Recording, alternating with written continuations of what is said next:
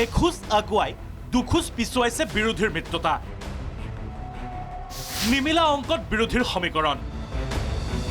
কংগ্ৰেছৰ হুহুকা পিছলা নীতিত চূড়ান্ত অসন্তুষ্ট অজাপৰ ৰাইজৰ দল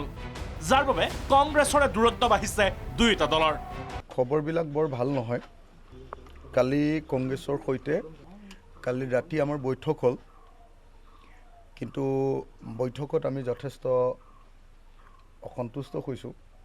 কথাবিলাক বদলি আছে সেইকাৰণে আমাৰ দলৰ আজি জৰুৰী কৰ্ণধাৰ সমিতিৰ বৈঠক বহিছে কংগ্ৰেছক শেষবাৰৰ কাৰণে এখন চিঠি দিয়াৰ সিদ্ধান্ত গ্ৰহণ কৰা হৈছে অখিল গগৈৰ এই বক্তব্য স্পষ্ট কৰিছে বিৰোধীৰ মিত্ৰতাত বিগ ব্ৰাদাৰ বুলি গণ্য কৰি অহা কংগ্ৰেছ দলৰ ওপৰত কিমান অসন্তুষ্ট ৰাইজৰ দলৰ লগতে মিত্ৰতাৰ বাবে আশা পালি থকা অন্য বিৰোধী ৰাজনৈতিক দলসমূহ বিৰোধীৰ মিত্ৰতাক লৈ হোৱা সঘন আলোচনাটো ওলোৱা নাই সমাধান সূত্ৰ মিত্ৰতা চূড়ান্ত কৰাক লৈ কংগ্ৰেছৰ হুহুকা পিছলা নীতিত চূড়ান্ত অসন্তুষ্টি হৈ বৃহস্পতিবাৰে কংগ্ৰেছক বাদ দি 6টাকৈ বিৰোধী ৰাজনৈতিক দলে অনুষ্ঠিত কৰিলে বৈঠক শুকুৰবাৰেও পৃথক পৃথককৈ বহিল অসম জাতীয় পৰিষদ ৰাইজৰ দলৰ বৈঠক চূড়ান্ত অসন্তুষ্টিৰ মাজতে শুকুৰবাৰে বহা অসম জাতীয় পৰিষদৰ ৰাজনৈতিক পৰিক্ৰমা সমিতিৰ বৈঠকৰ প্ৰস্তাৱ পুনৰবাৰ কংগ্ৰেছলৈ প্ৰেৰণ দলটোৰ আমাৰ প্ৰস্তাৱবোৰ তেওঁলোকলৈ প্ৰেৰণ কৰিছোঁ যে আমি কি বিচাৰোঁ কেতিয়া বিচাৰোঁ কিমান সময়ৰ ভিতৰত বিচাৰোঁ কি কৰাটোৰ প্ৰয়োজন সকলো আমি প্ৰস্তাৱ পঠাইছোঁ আৰু কথাও কৈছোঁ আমি তাৎক্ষণিকভাৱে হ'ব লাগে খৰখেদাকৈ মিত্ৰতা হ'ব লাগে অতি সোনকালে কৰিব লাগে কাৰণ এইটো লেহেমীয়া যিমান হ'ব সিমানেই মানুহৰ সৰ্বসাধাৰণ জনগণৰ মাজলৈ এটা ভুল বাৰ্তা ৰং মেছেজ এটা গৈ থাকে প্ৰস্তাৱ দি দিছোঁ প্ৰস্তাৱ তেওঁলোকলৈ প্ৰেৰণ কৰা হৈছে প্ৰস্তাৱত যিবোৰ কথা আমি বিচাৰিছোঁ কাৰণ জনগণৰ কথা ৰাজনীতিটো আৰু কোনোবা এটা দলৰ ইগ' পূৰণ কৰাৰ লক্ষ্য হ'ব নোৱাৰে আনহাতে মিত্ৰতা চূড়ান্ত কৰিবলৈ কংগ্ৰেছক চূড়ান্ত সময়সীমা দি ভাগৰি পৰা ৰাইজৰ দলেও অৱশেষত শুকুৰবাৰে দলটোৰ কৰ্ণধাৰ সমিতিৰ বৈঠক অনুষ্ঠিত কৰি কংগ্ৰেছক চূড়ান্ত পত্ৰ দিয়াৰ ল'লে সিদ্ধান্ত কংগ্ৰেছক শেষবাৰৰ কাৰণে এখন চিঠি দিয়াৰ সিদ্ধান্ত গ্ৰহণ কৰা হৈছে সেই চিঠি পোৱাৰ পাছত যদি কংগ্ৰেছৰ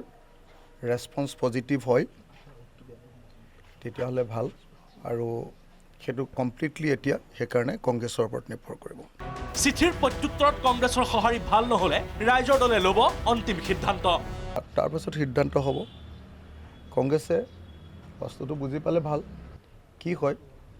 সেই সিদ্ধান্ত মানে হয় ৰঙামাটি নহয় গুৱাহাটী কিবা এটা হ'ব লাগিব বিগ ব্ৰাদাৰ কংগ্ৰেছৰ নীতি সলনি আৰু আচৰণত অসন্তুষ্টিৰ কথা মুকলিকৈ ব্যক্ত কৰিলে অখিল গগৈয়ে আগতে কিছুমান কথা চিজিল হৈছিলে সেইবিলাকো আকৌ খেলি মেলি হৈছে আমি মাত্ৰ 15টা চিট বিচাৰিছোঁ তেওঁলোকে আগতে খুঁটি এটা মাৰি দিছে যে 100টা চিট লাগিবই যদি সববিলাক তেওঁলোকৰ মনৰ পচন্দত লয়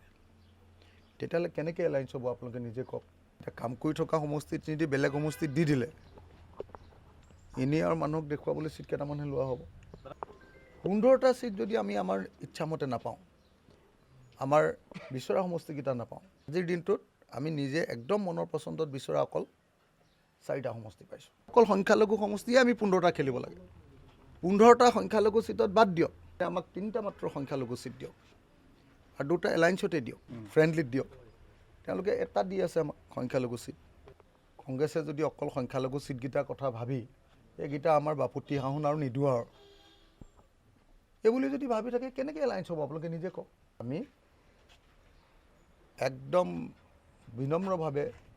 অসমৰ ৰাইজক জনাব খুজিছোঁ বহুত ধৈৰ্য ধৰি আছোঁ অখিল গগৈৰ এনে মুকলি অসন্তুষ্টিৰ পাছত এতিয়া বিৰোধীৰ মিত্ৰতাক লৈ হৈছে জটিলতা সম্ভৱতঃ এনে জটিলতাত সুদূৰ পৰাহত হ'ব মিত্ৰতা হয়তো একলা চুলনীতিত চলিব বিৰোধী দলৰ ৰথৰ চকৰি news desk report Prag news